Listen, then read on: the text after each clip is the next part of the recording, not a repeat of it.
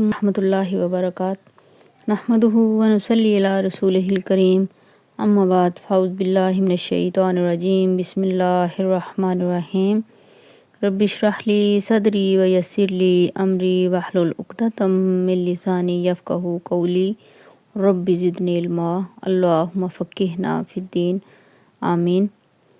جی کیا حال ہیں سب کے؟ سب خیریت سے ہیں؟ الحمدللہ۔ آج ہم پڑھیں گے سورہ البقرہ آیت نمبر 87۔ لفظی ترجمہ دیکھتے ہیں۔ وَلَقَدْ اور البتہ تحقیق آتینا ہم نے دی موسیٰ کو الکتاب کتاب وقفینا اور پے در پے بھیجے ہم نے قاف فا واو روٹ ورڈ ہے۔ پے در پے بھیجنا لگاتار بھیجنا، قطار میں آنا۔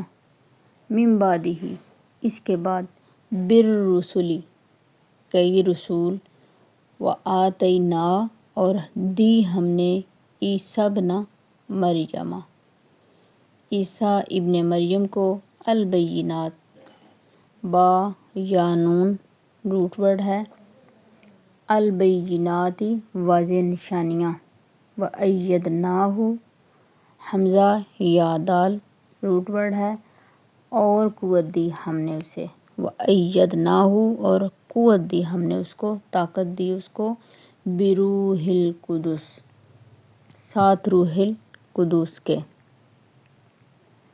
افکلما کیا پھر جب بھی جاءکم آیا تمہارے پاس رسول کوئی رسول بما ساتھ اس کے جو لا تہوا نہیں چاہتے وہ، ہا واو یا اس کا روٹ ورڈ ہے، انفسکم نفس تمہارے جانیں تمہاری،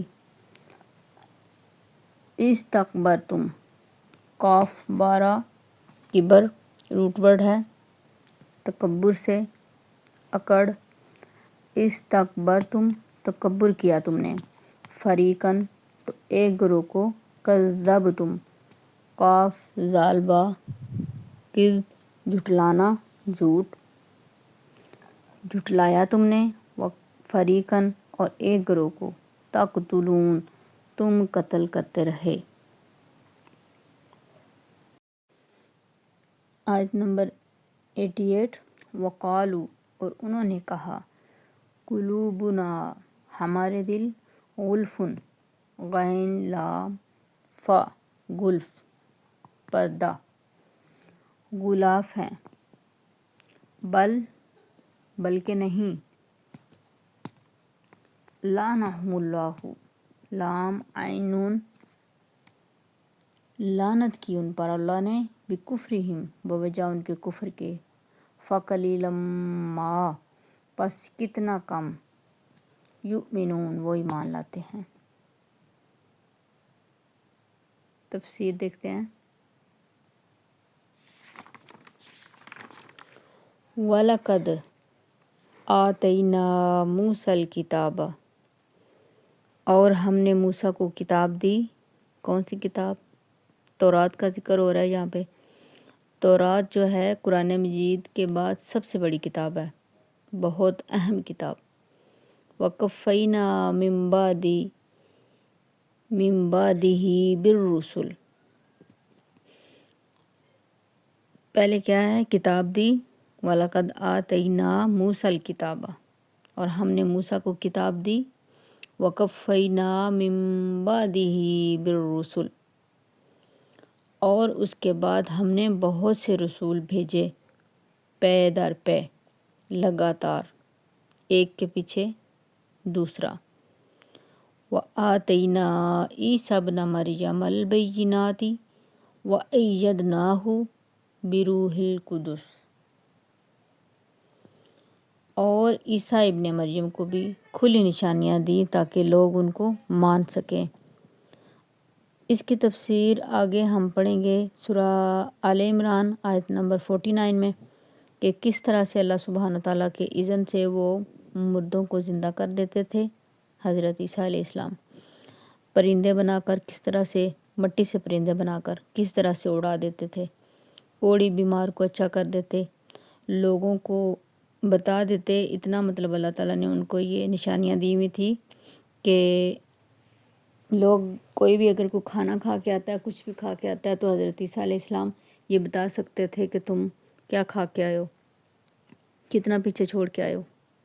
یہ ساری نشانیاں تھیں اللہ تعالیٰ کی طرف سے حضرت عیسیٰ علیہ السلام کو، تاکہ لوگ ان کی نبوت کو مان سکیں۔ وَأَيَّدْنَاهُ بِرُوحِ الْقُدُسِ، روح القدس کے ساتھ ہم نے اس کی تائید کی۔ اللہ تعالیٰ فرما رہے ہیں وہ بچپن میں بول پڑے پنگوڑے میں، یہ بھی ہم آگے پڑھیں گے انشاءاللہ۔ پھر جب ان کو پھانسی دینے کی کوشش کی گئی تو حضرت جبرائیل امین ان کو اٹھا کر آسمان کی طرف لے گئے۔ اب اللہ سبحانہ تعالیٰ بنی اسرائیل کو اپنے احسانات یاد کروا رہے ہیں کہ دیکھو ہم نے تمہیں ایسے ہی نہیں چھوڑ دیا تھا، ہم نے پیغمبر بھیجے، ہم نے تمہیں کتابیں دیں، ہم نے عیسیٰ ابن مریم کے ساتھ نشانیاں بھیجیں کہ تم کیا کرو، ایمان لے آؤ اور اپنا عمل بدل لو، لیکن تم نے کیا کیا؟ اللہ تعالیٰ کہہ رہے ہیں کہ أَفَكُلَّمَا جَاءَكُمْ رَسُولٌ، کہ کیا تمہارے پاس کوئی رسول نہیں تھا آیا؟ جب بھی کوئی رسول تمہارے پاس آیا تو تم نے کیا کیا؟ بِمَا لَا تَهْوَىٰ أَنفُسَكُمْ، تو وہ تمہارے دلوں کو پسند نہ آیا۔ یعنی رسول آیا، پیغام لایا، کتاب لایا، تو تمہیں وہ باتیں اچھی ہی نہیں لگتی تھیں، تو تم نے کیا کیا؟ استکبرتم، تم اکڑ گئے، تم نے تکبر کیا، تم نے کہا کہ کیا یہ ادھر ادھر کی باتیں کر رہے ہیں، ہمیں ان سے زیادہ پتہ ہے، ہمارے پاس زیادہ علم ہے۔ تو پھر کیا کیا انہوں نے؟ فَفَرِيقًا كَذَّبْتُمْ، تو ایک گروہ کو تو انہوں نے جھٹلا دیا، وَفَرِيقًا تَقْتُلُونَ، اور ایک گروہ کو تم نے قتل کر دیا۔ بنی اسرائیل کے پاس جو بھی اسباب ہدایت تھے انہوں نے ان کو ختم کرنے کی کوشش کی۔ اب اس میں بہت سے پیغمبر آئے تو انہوں نے پہلے تو کچھ کو مانا ہی نہیں، جیسے یہ قرآن مجید میں اللہ تعالیٰ کہہ رہے ہیں کہ فَفَرِيقًا كَذَّبْتُمْ، تو کچھ نبیوں کو تم نے، کچھ پیغمبروں کو تم نے جھٹلا دیا، اور کچھ کو وَفَرِيقًا تَقْتُلُونَ، اور کچھ کو قتل کر دیا، جیسے ایک حضرت یحییٰ علیہ السلام، ان کو قتل کیا گیا، حضرت عیسیٰ علیہ السلام کو قتل کرنے کی کوشش کی گئی، نبی کریم صلی اللہ علیہ وآلہ وسلم کو زہر دیا گیا۔ تو یہاں ان کو یہ بتایا جا رہا ہے کہ دیکھو اللہ نے تم پر کتنے احسانات کیے، تمہاری ہدایت کا مستقل انتظام رکھا، ایک کے بعد ایک رسول بھیجا، حضرت عیسیٰ علیہ السلام کو یہ سب دے کر بھیجا، اور تم نے کیا کیا؟ تکبر کیا، سر جھکایا ہی نہیں، خاطر میں لائے ہی نہیں، ہٹ دھرمی، اس قدر ہٹ دھرمی بڑھ گئی کہ تم نے حق کی بات کرنے کو جھٹلا دیا اور ان کو قتل بھی کیا، کہ یہ کیوں آ گئے ہیں نصیحتیں لے کر ہمارے پاس جو ہماری خواہشات نفس کے خلاف جاتی ہیں۔ آج دیکھیں آج ہم کیا کر رہے ہیں، اپنا جائزہ لیں۔ بار بار میں یہی کہتی ہوں کہ یہ جو بنی اسرائیل کی باتیں ہمیں بتائی جا رہی ہیں، یہ ہمیں جھنجھوڑا جا رہا ہے کہ دیکھو وہ والی غلطیاں نہ دہرانا جو بنی اسرائیل نے کی تھی۔ آج ہم کیا کر رہے ہیں؟ کوئی ہمیں دین کی بات بتاتا ہے تو ہمارا رد عمل کیا ہوتا ہے، ہمارا رویہ کیا ہوتا ہے؟ ہم اکتا جاتے ہیں، دین کو، تبلیغ کو، دعوت تعلیم جو دین کی ہو وہ باتیں ہمیں اچھی نہیں لگتی۔ ان جو محفلیں ہوتی ہیں ان میں ہم بیٹھتے ہی نہیں ہیں جہاں پہ دین کی بات ہو رہی ہوتی ہے۔ خیر آج کل کی جو محفلیں ہوتی ہیں ان میں دین کی باتیں جو ہیں وہ کم ہی کی جاتی ہیں، لیکن جہاں پہ دین کی باتیں کی جاتی ہیں وہاں سے ہم جلد اکتا جاتے ہیں۔ کیوں؟ ایسا کیوں ہے؟ کیونکہ ہماری خواہشات جو ہیں، جو ہم کرنا چاہتے ہیں، جو ہماری من مانی ہوتی ہے، وہ نہیں کر سکتے ہم۔ اگر ہم دین کی تعلیم لیں، جہاں پہ دین کی تبلیغ ہو رہی ہے صحیح معنوں میں، وہ سنیں، اس پہ عمل کرنے کی کوشش کریں، تو پھر کیا ہوگا؟ اپنی من مانی نہیں ہوگی، پھر تو اللہ تعالیٰ کے احکامات پہ ہم عمل کریں گے۔ تو وہ ہم کرنا نہیں چاہتے، کیونکہ ہمارا نفس ہے، اس کی اتنی خواہشات ہیں کہ اس کی خلاف ورزی ہم کر ہی نہیں سکتے۔ اپنا جائزہ ساتھ ساتھ لیں اور ساتھ ساتھ یہ چیک کریں کہ میں کہاں پہ کیا کر رہی ہوں اور مجھے کس راستے کی طرف جانا چاہیے۔ کیا بنی اسرائیل نے جو غلطیاں کی وہ دہرانی چاہیے، وہ کرنی چاہیے، یا ان سے ہٹ کے جو سیدھا راستہ ہے اس پہ چلنا ہے ہمیں؟ وقالو، اور انہوں نے کہا، قلوبنا غلف، ہمارے دلوں میں غلاف ہے، ہمارے دلوں میں پہلے ہی بڑا علم ہے، ہمارے دلوں میں علم کے خزانے ہیں، ہمیں ہدایت چاہیے ہی نہیں، ہمیں پہلے سے سب کچھ آتا ہے۔ یہ ہم سب کہتے ہیں نا، کوئی دین کی بات بتانے لگے تو ہاں جی ہمیں تو یہ سب سے پہلے سے پتہ ہے، ہم اس پہ عمل کر چکے ہیں، یا دوسرے کو یہ کہیں گے کہ اتنا تم دیندار نہ بنو، ہمیں بھی بڑا پتہ ہے اس معاملے میں، اس بارے میں ہم علم رکھتے ہیں، یہ معاملات ہم پہ گزر چکے ہیں، اس طرح کی باتیں ہم کرتے ہیں۔ اہل مکہ بھی ایسے ہی کرتے تھے، ایسے ہی کہتے تھے کہ ہمارے دلوں میں پردے ہیں، اور جو باتیں آپ صلی اللہ علیہ وسلم سے کہتے تھے کہ جو باتیں آپ کرتے ہیں وہ ہمیں تو سمجھ نہیں آتی، وہ ہمارے دل کے قریب سے گزرتی نہیں ہیں، ہمارے سر کے اوپر سے گزر جاتی ہیں۔ ایسا کیوں ہوتا ہے کہ حق بات سمجھ نہ آئے، اچھی نیک بات دل کو نہ لگے، یا نیک اور اچھی باتوں میں دل ہی نہ لگے؟ ایسا کیوں ہے؟ کبھی سوچا آپ لوگوں نے؟ دنیا کی باتوں میں دیکھیں ہم جو ہے وہ گھنٹوں بولتے ہیں، لیکن جیسے ہی دین کی بات آتی ہے تو ہم کیا کرتے ہیں؟ خاموشی، یا تو بولتے ہی نہیں ہیں، اگر بولیں گے تو بحث مباحثہ کرنے لگیں گے، بحث مباحثے کے بعد پھر کیا ہوگا؟ لڑائی جھگڑا ہوگا، اور پھر ایک کا منہ ادھر اور دوسرے کا ادھر۔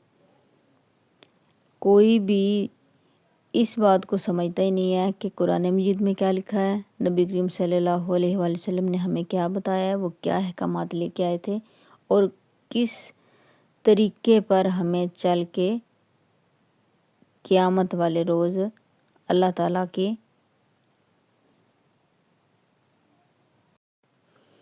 اور کس طریقے پر چل کے ہم کو قیامت والے روز جنت ملے گی، جہنم سے ہم بچ پائیں گے۔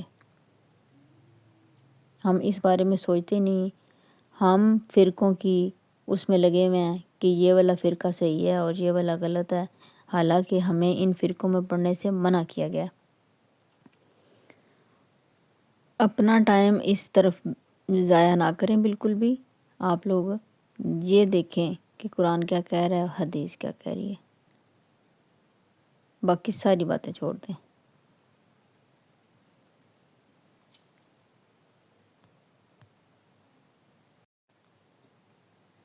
ہمیں یہ پتہ ہی نہیں کہ ہم جو ہیں وہ کس راستے پر چل رہے ہیں، اور کس راستے پر چلنے کے بعد ہمیں قیامت والے روز جنت ملے گی اور جہنم سے ہم بچ پائیں گے۔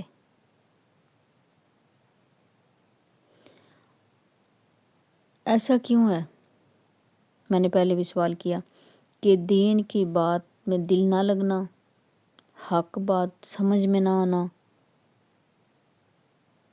اکثر بچے جو ہیں وہ مجھ سے سوال کرتے ہیں کہ فلاں بندہ جو ہے وہ اتنا پڑھا لکھا ہے، اس کے پاس اتنا علم ہے، اس کے پاس اتنی ڈگریاں ہیں، اس کے پاس اتنا نالج ہے، لیکن پھر بھی وہ جو باتیں ہیں وہ عجیب عجیب کرتا ہے. مطلب کہ ایسے لوگ ہیں جو قرآن مجید کی آیات جن کو زبانی یاد ہے، قرآن مجید کی آیات کا ترجمہ جن کو زبانی یاد ہے، لیکن وہ باتیں اس طرح کی کرتے ہیں کہ جیسے وہ ان کے دلوں میں یا ان کے دماغ میں دین سے بہت دوری ہو، وہ دین کو سمجھتے ہی نہ ہو. یہ اکثر لوگ سوال کرتے ہیں کہ ایسا کیوں ہے؟ تو میرا جواب یہی ہوتا ہے کہ یہ ساری بات ہدایت کی ہے. حق بات سمجھ آ جانا کہ حق کیا ہے، سیدھا راستہ کون سا ہے، یہ اللہ تعالیٰ کی طرف سے بہت بڑا قیمتی اور انمول تحفہ ہے جو ہمیں دیا گیا. مطلب کہ وہ کلک کرتی ہے ایک بات کہ یہ بات سچی ہے، یہ حق بات ہے اور یہ راستہ سیدھا ہے، اس راستے پہ چلنا. لیکن کچھ لوگ ایسے ہیں کہ جن کے پاس علم ہے، قرآن مجید پڑھتے ہیں، نمازیں پڑھتے ہیں، لیکن پھر بھی ان کو یہ نہیں پتا کہ سیدھا راستہ کون سا ہے. وہ ہٹے ہوئے ہیں اپنے راستے سے، اس راستے سے جو اللہ تعالیٰ نے ہمیں دکھایا یا اللہ تعالیٰ ہمیں دکھانا چاہ رہے ہیں کہ یہ والا راستہ سیدھا ہے، یہ والا اختیار کرو. تو بجائے اس کے کہ ہم وہ ٹیڑھے میڑھے راستے اختیار کریں، ہمیں وہی راستہ اختیار کرنا چاہیے جو اللہ تعالیٰ نے ہمیں دیا. اللہ تعالیٰ دکھا رہے ہیں. قرآن مجید ہم سے بات کرنے کا ذریعہ ہے اللہ تعالیٰ کا. اللہ تعالیٰ ہم سے ہم کلام ہوتے ہیں قرآن مجید کے ذریعے. تو ہمیں کرنا کیا ہے؟ اس کا ترجمہ پڑھیں، قرآن مجید کو پڑھیں، ٹائم دیں، نکالیں. باقی دنیا کے کاموں کے لیے گھنٹوں ہمارے پاس ٹائم ہے، گھنٹوں. مطلب کہ سارا دن، ساری رات لوگ جو ہیں وہ رات 12 بجے تک، 2 بجے تک، 3 بجے تک بھی موبائل یوز کرتے ہیں. لیکن اگر پوچھیں آیات سنی ہیں، پڑھی ہیں، سمجھی ہیں، کیا تھا آیات میں، تو کہیں گے نہیں، وہ تو ہمیں ٹائم نہیں ملا، ہم نے تو سنی نہیں. تو یہ سوچیں کہ کہاں پہ کمی ہے ہمیں، جو اللہ تعالیٰ ہمیں قرآن کی طرف، ہدایت کی طرف لے کے نہیں آ رہا. اللہ تعالیٰ سے توبہ کریں، استغفار کریں اور اللہ کو کہیں کہ اللہ پاک ہمیں ہدایت دے، وہ والا راستہ دکھا جو سیدھا ہے.